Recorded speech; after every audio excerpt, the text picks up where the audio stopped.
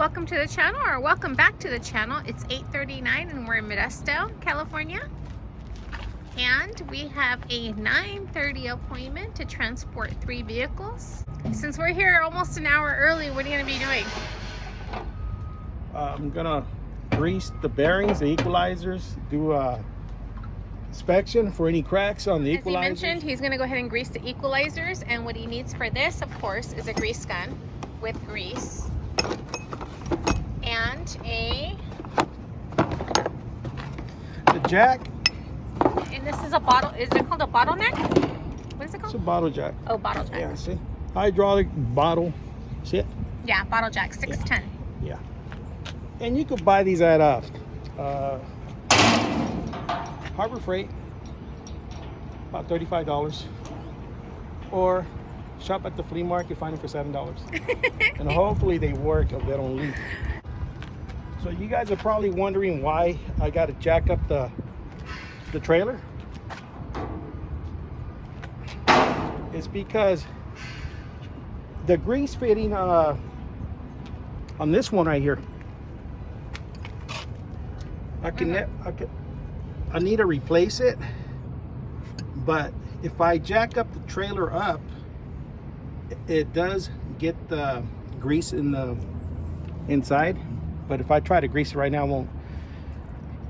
If I try to grease it right now, it won't get any grease. So I'm gonna jack it up and grease it. So other people may not have to jack it up. I mean, if they got the same problem as me, I don't mind doing this. I got the time right now. I gotta wait another half hour.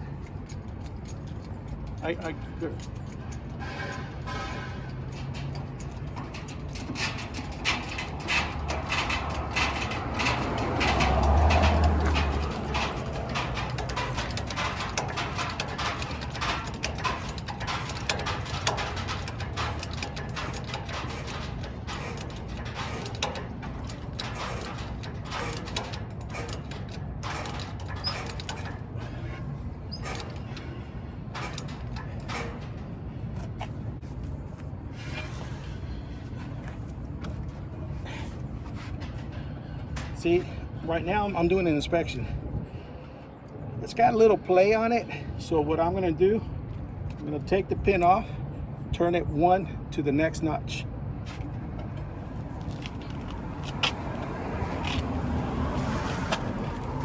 See, this one's okay. This one's not that bad. It's gonna be that one. What are you doing? My bearings, this wheel right here, it's a little loose. So I'm gonna take the pin off and I'm going to tighten up my wheel.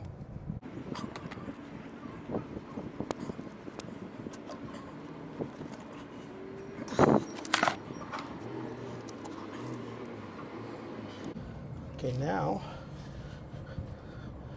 let's see, I gotta turn it to the next one. Where's my channel locks?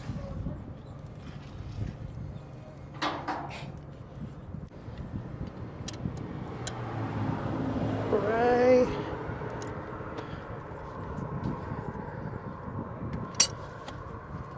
All right, there it is. So what I did, it was right here, the pin. Go to the next hole and then slide the pin in.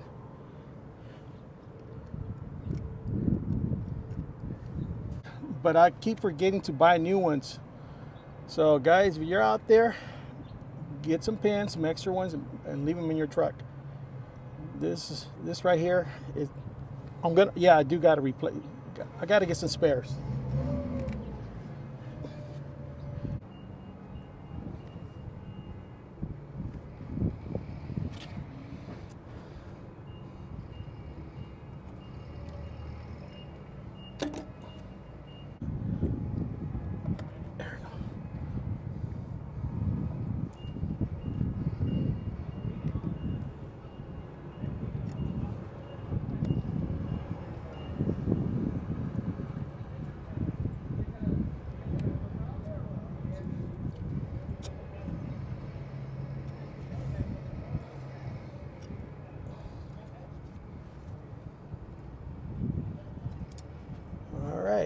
gotta make sure you guys bend this down.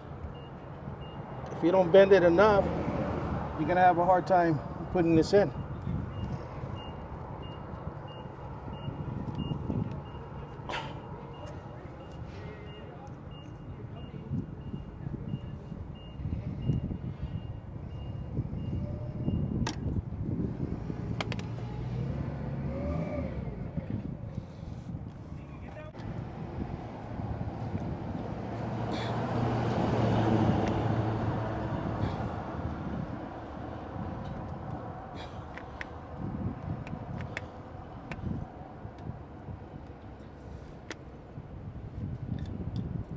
So you did 2 pumps on the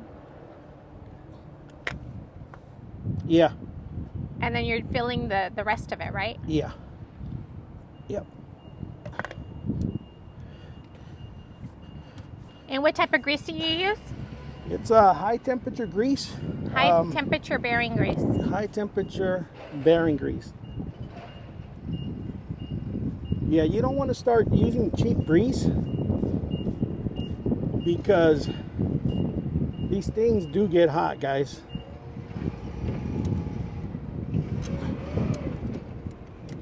You take this, you don't want to force it too much because this thing's made out of plastic. So, Now, how do the self-greasing trailers work? okay.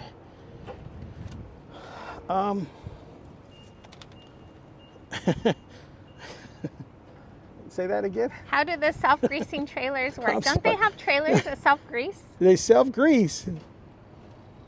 Google it. I want to know who's got a self-grease trailer. No, there's some trailers you don't need to put grease in the bearings, right? Oh, you didn't say that. Well, okay. How does that work? That's because they got oil in them. Oh, oil. Yeah. Got it. This is grease, oil. But one thing about the oil, you got to be careful. If you don't take care of the, if you run them low on oil, what happened? You blow the seal out, and then what happens? The oil just starts leaking. And that's a negative thing about running a trailer with oil. Over the bearings, you won't have that problem. The grease will stay in there. The oil will just run right out of the crack seal. So even though the trailers with oil, they need to be maintained as well.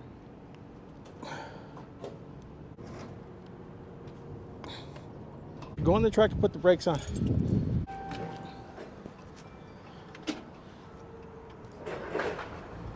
So what I'm doing, I'm just kind of checking the brakes. I like to do this every time I jack up the trailer.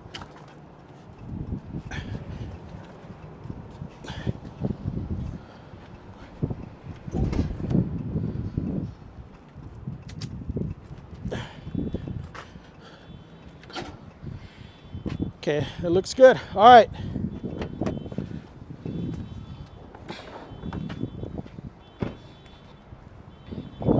So what you just saw is he spin the wheels and then had me go in the trailer and put the brakes on. And of course they all, well, I wasn't out here, but I'm sure they all stopped. We're gonna do the other side. Did they all stop? Yes.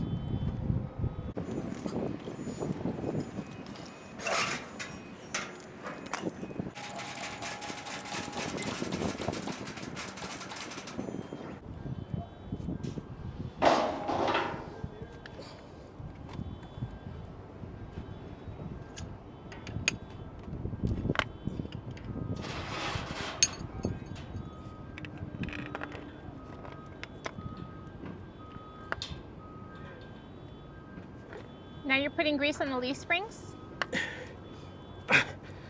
Or is that an equalizer? That's part of the equalizer. Oh, okay. Until Kaufman comes up with a better way of building these trailers, I got to continue putting a little bit of grease right here. Because last time, what happened right here, I had to replace this right here. Remember that? Yes. And Kaufman I ordered the brand new equalizer, and they said they shipped the wrong parts.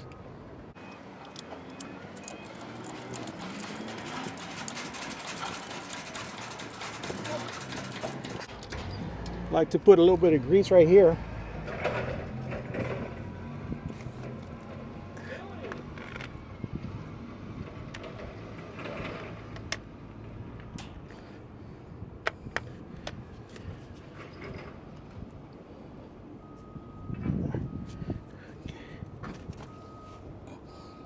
All right, now we're going to do, I need your help over here with this one.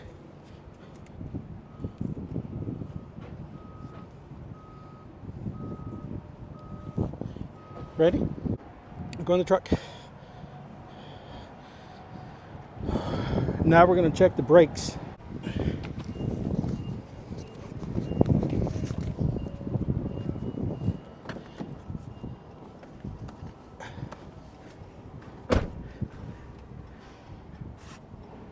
Wow, this tire is getting bad. I'm going to have to replace it.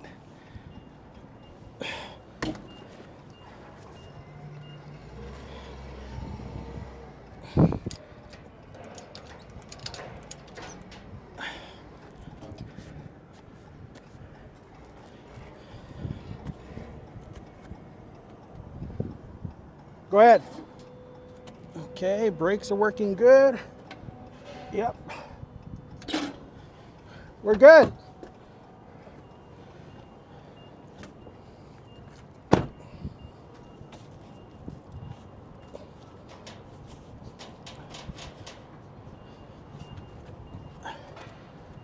So this tire right here is going to be my next spare tire.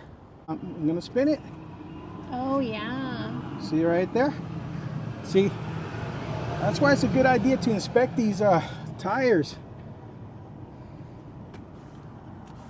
Either that or I could rotate it, but I already bought a brand new tire. This is going to be my spare tire. That one right there is not a Continental. I just bought it because it was cheap. But you got to do what you got to do when you first start out. Start buying cheap stuff. Save them enough money, you buy the good stuff, the Continental.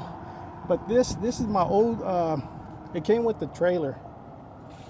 But the ones that I replaced is this tire over here, this one, and that one. This one, probably next week. As soon as I get a day off, change it. So that's it. Brakes are working good. I found one issue with this. I'm going to take care of it. I'm going to put in a brand new tire, and that's going to be my spare. Take a look at the one I have over here. It's got cracks on it. But in the future, what I'm going to do, when you store these trailers, you got to cover them up. You start getting cracks right there. Look at all the cracks. And then when you go through a DOT inspection, depending on the officer, he looks at these cracks. You're not going to be able to get a sticker like this one. 08? Well, it's not an 8, but this is a sticker they give, which is going to be a 13. When I went through the Cordelia scale, I asked the officer, how come I don't get a sticker for this? He goes, it's because these are hard to inspect because of being electric brakes. But I'm just thinking, depending on the officer, you know. But why an 8? If this trailer is a 17, it should be an 18, right? That's an 18. Oh, it's 18. That's an 18. Yeah, it's got 18. It. And they probably got it because, of course, the trailer was fairly new, so everything has to be in good condition. All right, he's gonna go ahead and put his tools away, and then I think it's probably getting close to 9:30. What time is it? Is it? It's 9:22. Okay, I'm gonna go over there and get in line. I don't have the ramps down. No, you don't. Or my straps laid out. Why? Because one thing about this place right here, they have 2 locations. Oh, that's right. So I might have to move the trailer or pick up the cars on the other location. That's why. Remember one time I put everything off, and then I had to put it back on the trailer, the straps. But yeah, hey, that looks nice, man. It does. I mean, this is a good trailer. I'm gonna miss it. We'll see what happens. It might be soon or might not. It might be 2 or 3 months. I don't know. Well, he's actively shopping, but of course he wants to get a trailer in good condition. I mean, I don't want to get something, oh, it's an Infinity, but you take it home and then something breaks or you got bad brakes on it. This trailer, when he purchased it, they had all bad brakes. The person he purchased it from was adjusting the brakes, what, every week? Yeah, but this is not bad. It only cost me $600 to get this fixed. As with the Infinity, you're looking at a couple $1,000 to replace the drums and the brakes. It's like working on a semi truck. This is anyway. I think it's $500, $300 or $400 for the drum on an Infinity. But they got the big. Actually, they got dually. Expensive. Yes. So that's why he wants to make sure that the trailer is in good condition and he doesn't have to do too many repairs. Of course, he'll do upgrades. So once he starts using the trailer, he'll find things that are upgrades that make his job easier. But hey, we'll see. I'm just like those guys out there when they're starting out their business.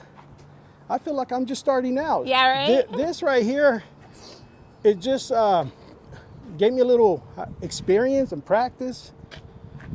And when you get into the business, you don't know what you're getting into.